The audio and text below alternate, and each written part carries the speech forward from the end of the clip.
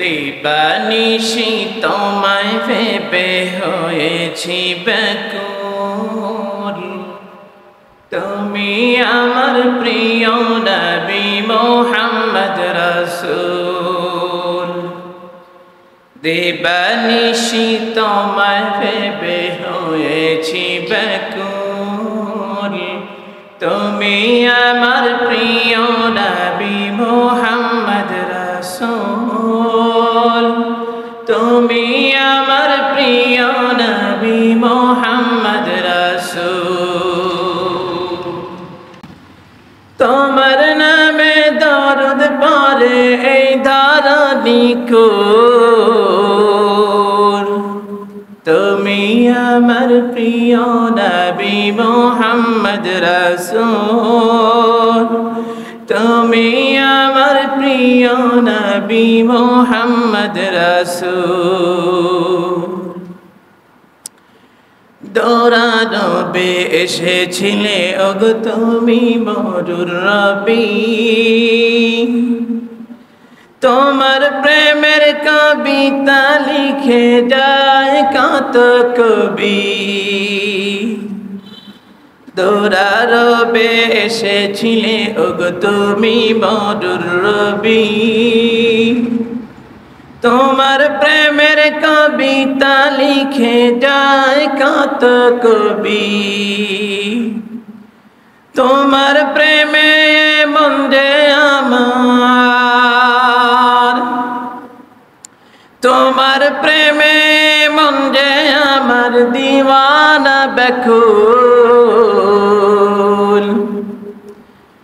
তুমি আমার প্রিয় নবী মুহাম্মদ রাসূল। তুমি আমার প্রিয় নবী মুহাম্মদ রাসূল। দিবানিশি তোমায় ভেবে হয়েছি ব্যাকুল, তুমি আমার প্রিয় নবী মুহাম্মদ রাসূল। তুমি আমার প্রিয় নবী মুহাম্মদ রাসূল। আলহামদুলিল্লাহ, আল্লাহ পাকের দরবারে লাখো কোটি শুকর যে তাবারক ওয়া তাআলা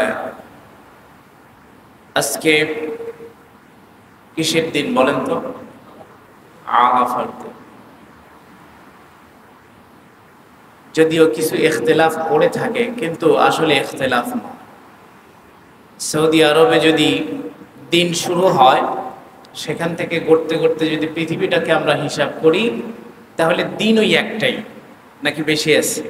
স্থান কাল ভেদে একটু চেঞ্জ হয়, কিন্তু দিন ওই একটি।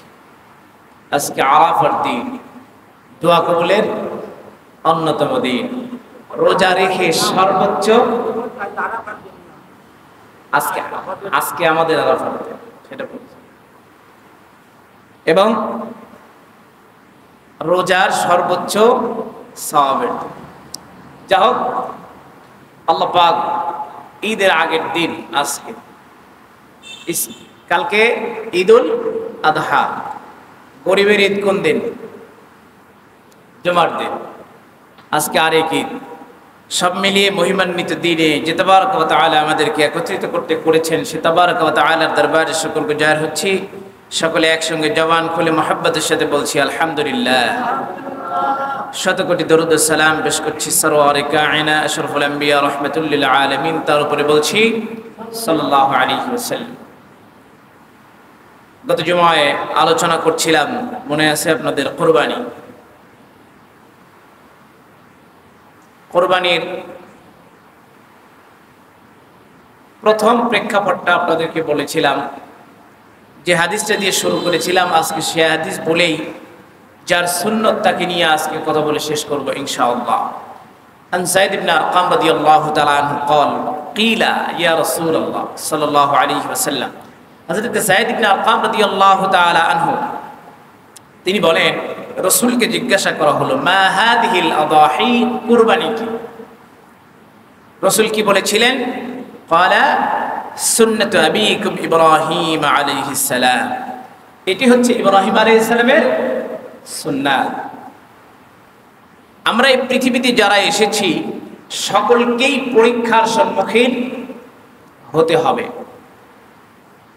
কোরআনে কারীম তার প্রমাণ। আল্লাহ পাক বলেছেন, وَلَنَبْلُوَنَّكُمْ بِشَيْءٍ مِّنَ الْخَوْفِ وَالْجُوعِ وَنَقْصٍ مِّنَ الْأَمْوَالِ وَالْأَنفُسِ وَالثَّمَرَاتِ وَبَشِّرِ الصَّابِرِينَ। আল্লাহ রাব্বুল আলামিন বলেন, ওয়ালানাবলুওয়ান্নাকুম বিশাইইম মিনাল খাউফ, আমি মানুষদেরকে পরীক্ষা করব পৃথিবীর ছোট ছোট জিনিস দিয়ে। আর সেই ছোট জিনিসের প্রথমটা হলো খাউফ। কি? ভয়। খাউফ, ভয়। পৃথিবীর সবচেয়ে গুরুত্বপূর্ণ জিনিস যদি কোনোটা থেকে থাকে তার নাম হলো ভয়। অথচ আল্লাহ কি বলেন? সবচেয়ে ছোট ছোট জিনিস দিয়ে আমি তোমাদেরকে পরীক্ষা করব। সম্পদকে কমিয়ে দিয়ে আমি তোমাদেরকে পরীক্ষা করব। তোমাদের জান দিয়ে আমি তোমাদেরকে পরীক্ষা করব। ফসল ফলাদি এগুলি দিয়ে আমি তোমাদেরকে কি করব? পরীক্ষা করব। পরীক্ষা দিলেই পাস অথবা কি ফেল, পাস অথবা ফেল। যদি পাস করেন আরো ডেভেলপ হওয়া যাবে। আপনি যদি ক্লাস 1-এ পাস করেন তখন কি ক্লাস 2, তারপরে 3, এভাবে করে মাস্টার্স পর্যন্ত পাস করলে গাই আপনি কি ডেভেলপ করতে পারবেন। আর যদি ফেল করেন 1 to 1, আবারও যদি ফেল করেন 1 to 1, তাই না? মানে 0 আপনার রেজাল্ট। এই পৃথিবীতে সমস্ত মানুষকে পরীক্ষা করতে হবে। আর কোরবানি যার সুন্নাত তাকে বুঝি পরীক্ষা দিতে হয় নাই? তার মতো পরীক্ষা আর কেউ দেয় না। 40 দিন কোথায় ছিলেন? আগুনের ভিতরে ছিলেন। এরপরে এ পরীক্ষা তিনি দিয়েছেন, বিভিন্ন পরীক্ষা দিয়েছেন। সর্বোচ্চ মানের যদি কোনো পরীক্ষা দিয়ে থাকেন তার নাম কোরবানি। কাকে দিয়েছিলেন? তার সন্তান। একটা সন্তান 86 বছর বয়সে যদি একটা সন্তান কেউ পায়, ওই বাবার অবস্থা কেমন হওয়া উচিত আপনারা বলেন? হযরত ইব্রাহিম আলাইহিস সালাম তার সুন্নাত কোরবানি। আর এই কোরবানিটা আমাদের উপর ওয়াজিব করা হলো, নিশ্চয়ই কোনো তাৎপর্য প্রেক্ষাপট না থাকলে এটা হতো না। আল্লাহ রাব্বুল আলামিন তারে বান্দা দীর্ঘ সময় অতিবাহিত হয়ে যাওয়ার পর আল্লাহ পাক তাকে কোন সন্তানাদি দেন না। যখন কোন সন্তানাদি হয় না বিবি সারার গর্ভে, আল্লাহ রাব্বুল আলামিন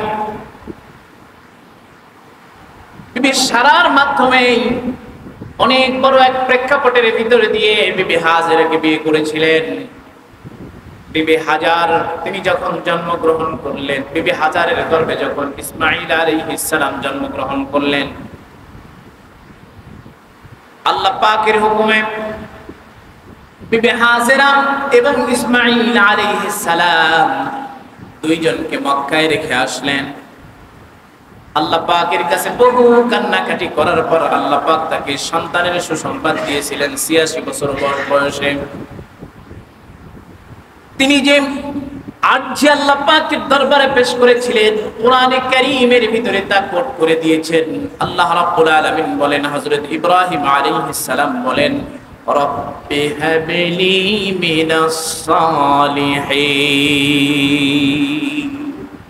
আল্লাহ তাআলা আমাকে তুমি একটা নেক সন্তান তুমি দান করো। আল্লাহ পাক তাকে 86 বছর বয়সে সুসংবাদ দিলেন। আল্লাহ পাক বলেন, ফাবাশশারনাহু বিগুলামিন হালিম। আল্লাহ পাক একটা নেক সন্তানের সুখবর দিলেন হযরত ইব্রাহিম আলাইহিস সালাম কে? তার সন্তান ইসমাঈল আলাইহিস সালাম। হযরত ইসমাঈল আলাইহিস সালাম এবং তার মা হাজেরাকে যখন মক্কায় রেখে আসার সময় মরুভূমির ভিতরে জনমানবহীন এলাকা, কেউ নাই সেখানে। বিবি হাজেরাকে যখন নিয়ে যান, বিবি হাজেরা স্বামীর বিরুদ্ধে কোনো আর্জি পেশ করে নাই, কোনো কথা বলে নাই।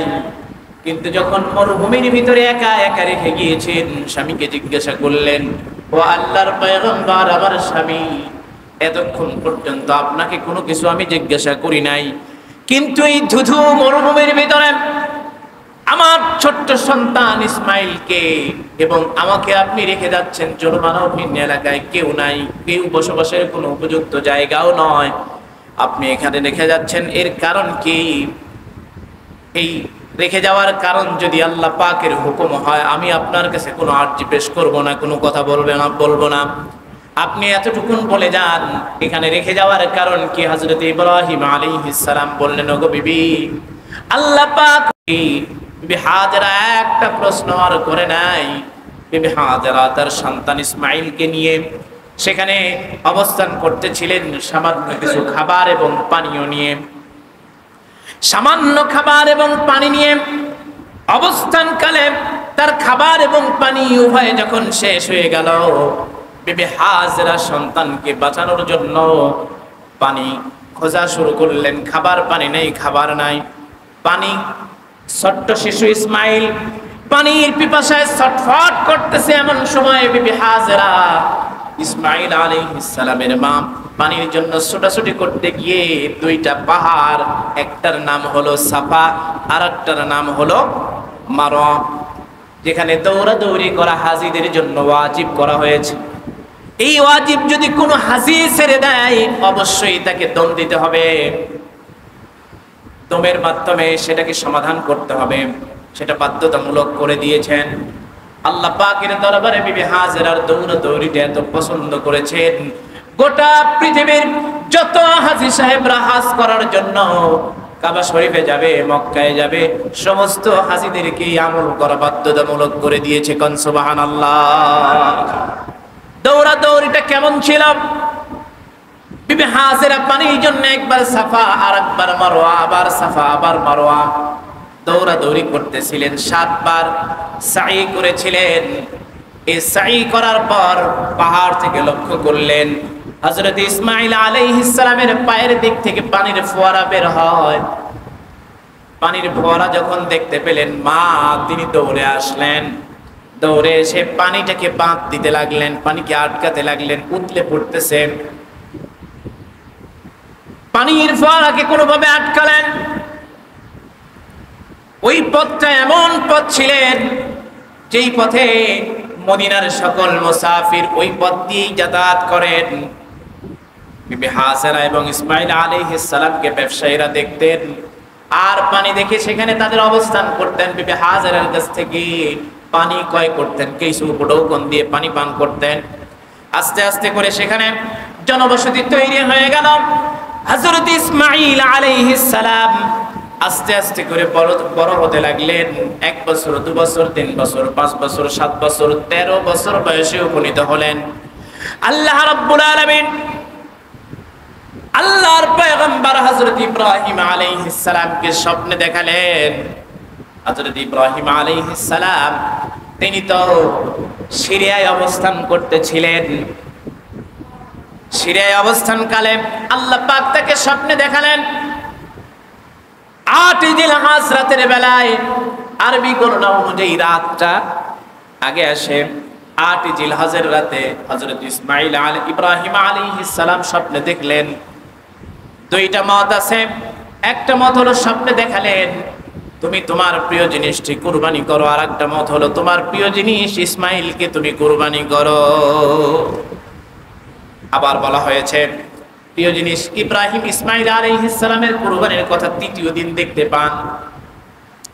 প্রথম দিনে স্বপ্নে দেখার পর হযরত ইব্রাহিম আলাইহিস সালাম 100 উট কুরবানি করে দিলেন। 100 উট কুরবানি করার পর পরের রাতে 9 জিলহজ আরাফার দিনে আবার স্বপ্ন দেখলেন। 8 জিলহজ যখন স্বপ্ন দেখেছিলেন, দিনের বেলায় তিনি সন্দেহ পোষণ করতেছিলেন এটা কি আল্লাহ পাকের পক্ষ থেকে ওহী নাকি শয়তানের পক্ষ থেকে স্বপ্ন, দ্বিধাদ্বন্দ্বের ভিতরে ছিল। এই জন্য 8 জিলহজ কে ইয়াউমুশ শাক, সন্দেহের দিনও বলা হয়। 8 জিলহজ পার হলো, 9 জিলহজ আবার তিনি স্বপ্নে দেখলেন। স্বপ্নে দেখার পরে আবার তিনি 100 উট কুরবানি করলেন। যখন 8 জিলহজ আবারও স্বপ্নে দেখলেন, তিনি অনেকটা কনফার্ম হয়ে গেলেন যে নিঃসন্দেহে এটা কুরবানির কথাই বলা হচ্ছে এবং আল্লাহ পাকের পক্ষ থেকে এটা আসতেছে। স্বপ্নে দেখালেন, নবীদের স্বপ্ন কি ওহী হয়, নবীদের স্বপ্ন কি ওহী হয়। স্বপ্নে 2 দিন যখন দেখেছেন, ইব্রাহিম আলাইহিস সালাম কনফার্ম হয়ে গেছেন এটা আল্লাহ পাকের পক্ষ থেকে ওহী। এই জন্য পরের দিন আবারও কুরবানি করলেন, কিন্তু মনোপুত হলো না। 3য় দিন আবার যখন স্বপ্নে দেখলেন, স্বপ্নের ভিতরে 2টা মতের ভিতরে একটা মত হলো, স্বপ্নে দেখলেন প্রিয় জিনিসটি কুরবানি করো। ইব্রাহিম আলাইহিস সালাম প্রশ্ন করলেন, আমার প্রিয় জিনিস এর চেয়ে কাছের আর কোন জিনিসটি কুরবানি করব? তাফসীরের ভিতরে লেখা হয়েছে যে ইব্রাহিম আলাইহিস সালাম প্রিয় জিনিসকে তিনি নিজেই বুঝে নিয়েছিলেন, তার সন্তান হলো সবচেয়ে প্রিয় এই পৃথিবীর ভিতরে। তার চাইতে প্রিয় জিনিস, প্রিয় বস্তু, প্রিয় আকাঙ্ক্ষিত বস্তু আর একটাও নাই। বুঝে নিয়েছিলেন ইসমাঈল আলাইহিস সালামকে কি করতে হবে? কুরবানি করতে হবে। এরপরে পরের মতটা হলো আল্লাহ পাক সরাসরি বলে দিয়েছেন তোমার প্রিয় পুত্র ইসমাঈলকে কি করো? কুরবানি। আল্লাহ রাব্বুল আলামিন কোরআনে কারীমের ভিতরে বলেন, ফালাম্মা বালাগা মাআহুস সা'য়া ক্বালা ইয়া বুনাইয়া ইন্নী আরা ফিল মানামি আন্নী আযবাহুকা ফানজুর মাযা তারা। ফালাম্মা বালাগা মাআহুস সা'য়া, যখন তার সন্তান ইসমাঈল আলাইহিস সালাম সা'য়া, চলাচলের বয়সে কি হলেন? উপনীত হলেন। বালাগা মানে বয়স্ক হলেন, চলাচলের বয়সে উপনীত হলেন। তখন স্বপ্নে দেখলেন যে সন্তানকে বলছেন, ক্বালা ইয়া বুনাইয়া ইন্নী আরা ফিল মানামি আন্নী আযবাহুকা ফানজুর মাযা তারা। আমি স্বপ্নে দেখেছি আমি যেন তোমাকে কি করছি? জবাহ করছি। স্বপ্নে দেখেছেন ইব্রাহিম আলাইহিস সালাম। এবার চলে গেছেন কোথায়? মক্কায়। কাকে কুরবানি করার জন্য? তার সন্তান ইসমাঈলকে কুরবানি করার জন্য। গিয়ে তাকে তার মাকে বলেছেন, বিবি হাজেরাকে বলেছেন, সন্তানকে একটু প্রস্তুত করে দাও। আমরা কয়েকটা মতামত পাওয়া যায়। একটা মত হলো আমরা দাওয়াতে যাব। কোথায় যাব? দাওয়াতে যাব। আর একটা মত হচ্ছে আমরা লাকড়ি খড়ি গোটা এগুলি উঠাইতে যাব। যদিও এটা কিছুটা অবান্তর মনে হয়। যদি দাওয়াত হয় তাহলে কথাটা মানে প্রাসঙ্গিক হয়। দাওয়াত দিয়েছেন কে? আল্লাহ সুবহানাহু ওয়া তাআলা। কিসের দাওয়াত বলেন? সন্তানকে জবাহ করা, কুরবানি করার দাওয়াত। এটি একটি বিশাল পরীক্ষা। দাওয়াত দিয়েছেন, দাওয়াতের কথা বলে সন্তানকে কি করেছেন? বের করে নিয়ে চলে গেছেন কোথায়? মিনায়। কোথায়? মিনায়। মিনায় যখন চলে গেলেন, যাচ্ছেন এমন সময় শয়তান ইসমাঈল আলাইহিস সালামের কাছে আসলেন। এসে বললেন, ও ইসমাঈল, তুমি কি জানো তোমার আব্বা তোমাকে কোথায় নিয়ে যাচ্ছে? বলে, কোথায়?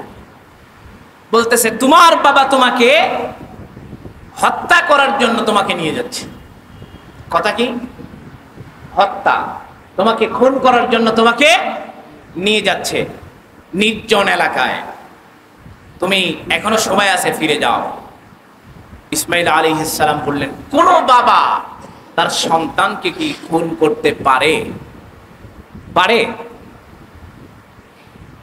যদি বাবার পরিচয় থাকে, বাবা যখন সন্তানকে খুন করে তখন পরিচয় আর বাবা থাকে না। তবে এরকম নজির খুব কম, কিন্তু সন্তানেরা যে বাবাকে এই কাজ করতে পারে, আরো কি বলা লাগবে? এই কাজ কিন্তু আমরা প্রতিনিয়ত দেখতে পাচ্ছি।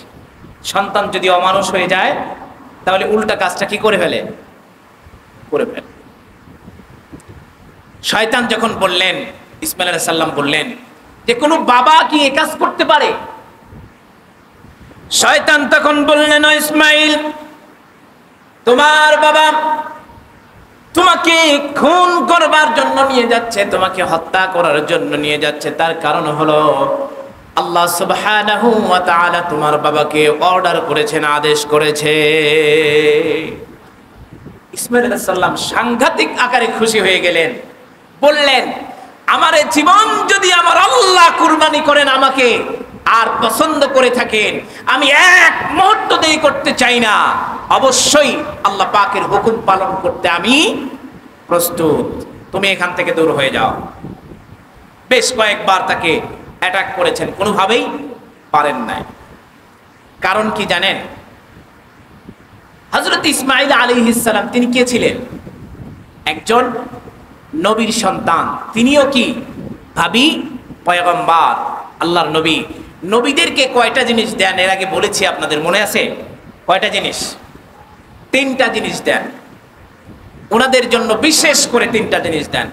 প্রথমে যেটা দেন সেটা হলো উন্নত মানের চরিত্র। নবী করিম সাল্লাল্লাহু আলাইহি ওয়াসাল্লাম বলেছেন, নবী করিম সাল্লাল্লাহু আলাইহি ওয়াসাল্লাম সম্পর্কে আল্লাহ বলেছেন, ইন্নাকা লাআলা খুলুকিন আযীম। এই পৃথিবীতে যদি কারো চরিত্র গোটা পৃথিবীর সমস্ত মানুষের চাইতে উন্নত মানের হয়ে থাকে, তার নাম মুহাম্মাদুর রাসূলুল্লাহ। তো নবীদের চরিত্র প্রথম থেকেই ওই মানেরই আল্লাহ পাক দিয়ে থাকেন। নবীদের আরেকটা গুণ দেন, আরেকটা জিনিস দেন নবীদের, সেটা হলো মুআজিজা। কি দেন? মুআজিজা। আর আরেকটা জিনিস লাগে 3 নম্বরে, তা হলো ওহী। ওহী ছাড়া নবী হওয়া যায় না। বাকি 2টা থাকলেও ওহী যদি না আসে তাহলে নবী হওয়া যায় না। তো তিনি ইসমাঈল আলাইহিস সালাম, তিনি তো ভাবি পয়গম্বর, তার চরিত্রের ভিতরে তো এরকম কিছু থাকবে, এটা স্বাভাবিক। আর বাপ যদি 400 হয়, সন্তান কি হবে? 420 নাকি?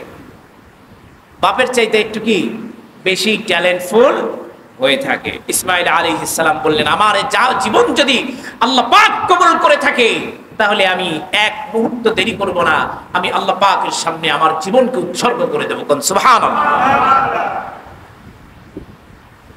শয়তান বারবার ধোঁকা দিচ্ছেন। মিনার যখন নিকটবর্তী হয়ে যাচ্ছেন, সন্তানকে তো সরাসরি এই কথা বলা যায় না, কুরবানির কথা বলা যায় না। সন্তানকে অবশ্যই মাধুর্যতার পরিচয় দিতে হবে, তিনি আল্লাহর পয়গম্বর, এমন একটি কথা ফুটে উঠতে হবে। আল্লাহর পয়গম্বরদের চরিত্র এরকমই হয়। আল্লাহ নবী হযরত ইব্রাহিম আলাইহিস সালাম সন্তানকে ডেকে বালাগা মাআহুস সা'য়া ক্বালা ইয়া বুনাইয়া, ক্বালা ইয়া বুনাইয়া, আরবি ভাষায় ইয়া বুনাইয়া হলো সবচেয়ে কাছের ডাক, আদরের ডাক, ভালোবাসার ডাক। এর চাইতে কাছের স্নেহতুল্য শব্দ আর একটাও নাই। ইয়া বুনাইয়া কাকে বলছেন? ইসমাঈল আলাইহিস সালাম কে বলছেন, ইন্নী আরা ফিল মানামি আন্নী আযবাহুকা ফানজুর মাযা তারা। ইন্নী আরা, ইন্নী নিশ্চয়ই আমি, আরা দেখেছি, ফিল মানামি স্বপ্নের মধ্যে দেখেছি, আন্নী আযবাহুকা আমি যেন তোমাকে কি করছি, আমি তোমাকে জবাই করব, কুরবানি করব। এই কথা বলেছেন নাকি? আযবাহুকা আমি, ফানজুর মাযা তারা আমি যেন দেখতেছি তোমাকে আমি কি করছি, জবাই করছি। কোথায় দেখতেছেন? স্বপ্নে। স্বপ্নের কথা কি বাস্তব হয় নাকি? সব কি বাস্তব হয়? কিন্তু ইসমাঈল আলাইহিস সালাম তিনি ভাবি পয়গম্বর, তিনি খুব ভালো করে জানেন তার বাবাকে। আল্লাহর পয়গম্বর ইব্রাহিম আলাইহিস সালাম তিনি তো আল্লাহর নবী। নবীদের স্বপ্ন কি? ওহী।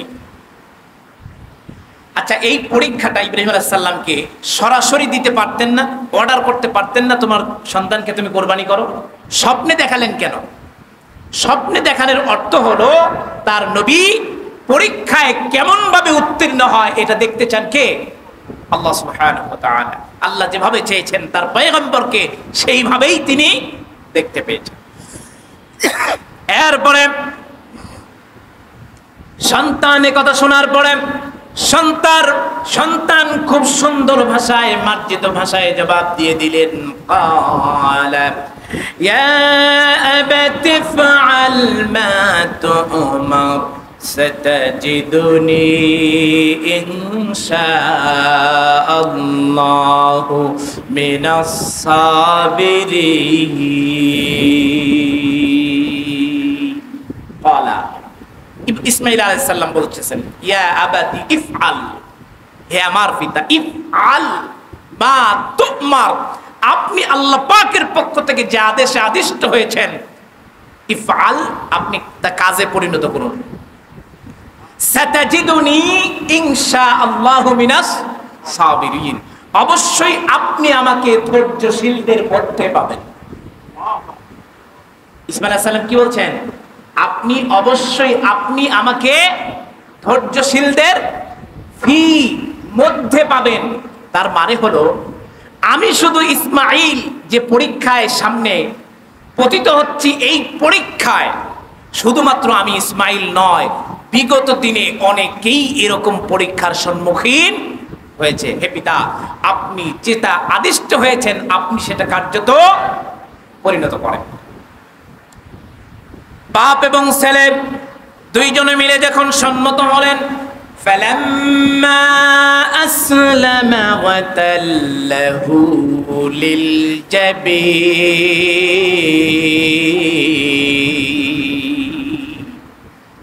ফালাম্মা আসলামা, অতঃপর যখন উভয়ে সম্মত হলেন, শান্তিপূর্ণ একটা মীমাংসায় আসলেন, পরামর্শ সুলভ আচরণের মধ্যে দিয়ে একটা সিদ্ধান্তে উপনীত হলেন। ওয়াতাল্লাহু লিল জাবিন, লিল জাবিন শব্দের অর্থ হলো কপালের দুই পাশ। কপালের কি? দুই পাশ। কয়েকটি বর্ণনা আছে, বর্ণনাগুলি সব অর্থের দিকে তাকালে এমনিতেই বাতিল। যদি কপালের দুই পাশ হয়, আসলামা ওয়াতাল্লাহু লিল জাবিন, কপালের এক পাশকে মাটিতে করে শুইয়ে দিয়েছেন, তার মানে হলো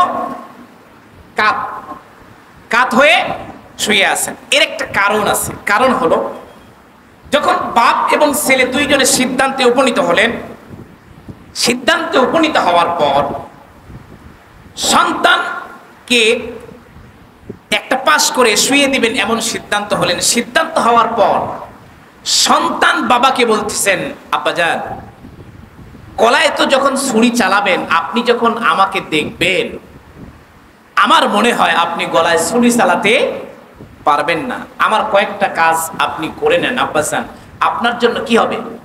সহজ হবে আপনার এই কাজ করা, আল্লাহ পাকের আদেশ পরিপূর্ণ করা। আব্বাজান, প্রথম কাজ হচ্ছে আপনি আমাকে খুব শক্ত করে বেঁধে নেবেন। কে কাকে বলছেন?